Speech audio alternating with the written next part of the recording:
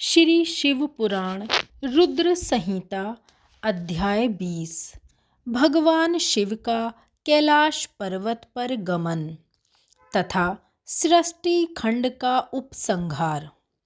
नारद जी कहते हैं, कुबेर के तपोबल से भगवान शिव का जिस प्रकार पर्वत श्रेष्ठ कैलाश पर शुभ आगमन हुआ, वह प्रसंग सुनो। कुबेर को वर देने वाले विश्वेश्वर शिव जब उन्हें निधिपति होने का वर देकर अपने स्थान को चले गए, तब उन्होंने मन ही मन इस प्रकार विचार किया, ब्रह्मा जी के ललाट से जिनका प्रादुर्भाव हुआ है तथा जो प्रलय का कार्य संभालते हैं, वे रुद्र मेरे पूर्ण स्वरूप हैं। अतः उन्हीं के रूप में मैं गुहाकों के राजा के निवास स्थान कैलाश जाऊंगा। उन्हीं के रूप में मैं कुबेर का मित्र बनकर उसी पर्वत पर विलास पूर्वक रहूंगा और बड़ा भारी तप करूंगा। शिव की इस इच्छा का चिंतन करके रुद्रदेव ने कैलाश जाने के लिए उत्सुक डमरू बजाया। डमरू की वह ध्वनि जो उत्साह बढ़ाने वाली थी, तीनों लोकों में व्याप्त हो गई। उसका विचित्र एवं गंभीर शब्द आवाहन की गति से युक्त था, अर्थात सुनने वालों को अपने पास आने की प्रेरणा दे रहा था। इस ध्वनि को सुनकर मैं, विष्णु, सभी देवता, ऋषि, मूर्तिमान, आगम और निगम सीधे वहां आ पहुँचे।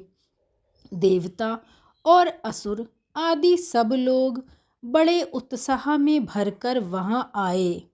भगवान शिव के सभी पार्षद तथा सर्वलोक वंदिते गणपाल भी जहाँ कहीं थे, वह वहां आ पहुँचे।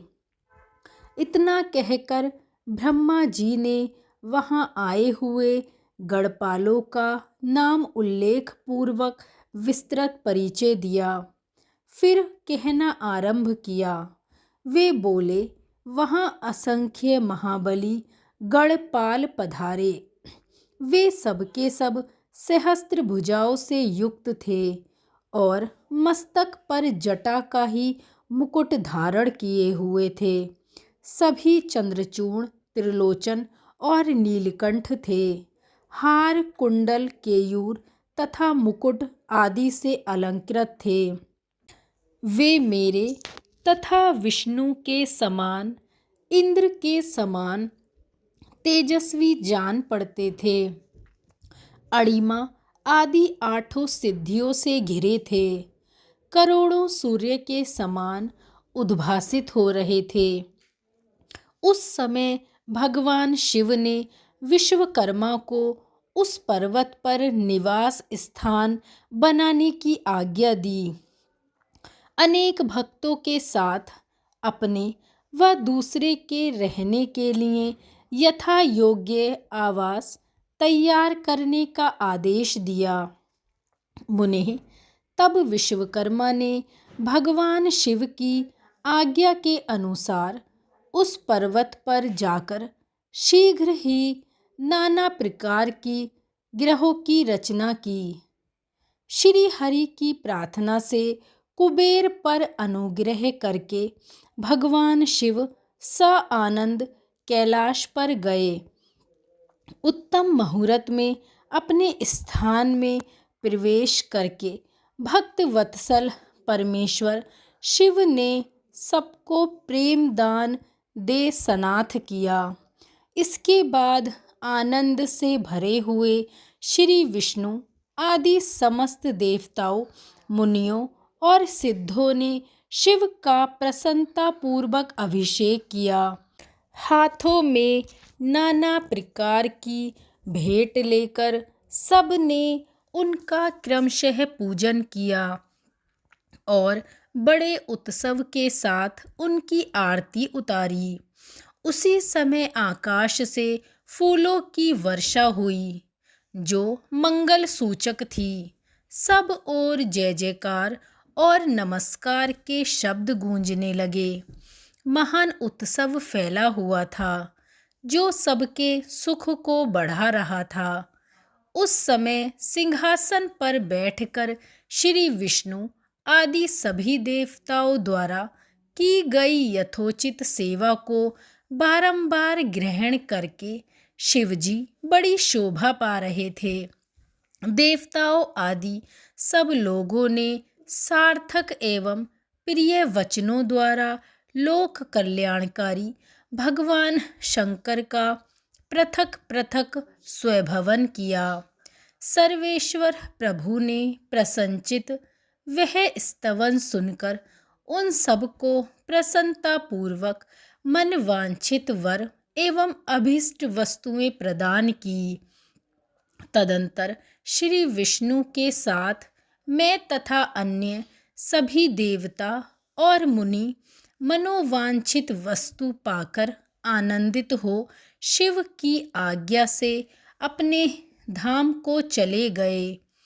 कुबेर भी शिव की आज्ञा से प्रसन्नतापूर्वक अपने स्थान को गए। फिर वे शंभु जो सर्वदा स्वतंत्र हैं, योग प्रायण एवं ध्यान तत्पर हो पर्वत प्रवर कैलाश पर रहने लगे। कुछ काल बिना पत्नी के ही बिताकर परमेश्वर शिव ने दक्ष कन्या सती को पत्नी रूप में प्राप्त किया। फिर वे महेश्वर दक्ष कुमारी सती के साथ विहार करने लगे और लोकाचार परायण हो सुख का अनुभव करने लगे। इस प्रकार तुमसे यह रुद्र के अवतार का वर्णन किया और साथ ही उनके कैलाश आगमन पर कुबेर के साथ में मैत्री का भी प्रसंग सुनाया।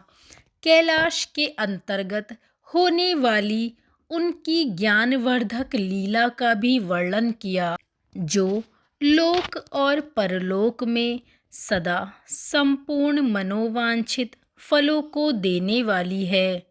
जो एकाग्र चित्त हो इस कथा को सुनता या पढ़ता है वह इस लोक में भोग पाकर परलोक में मोक्ष प्राप्ति करता है।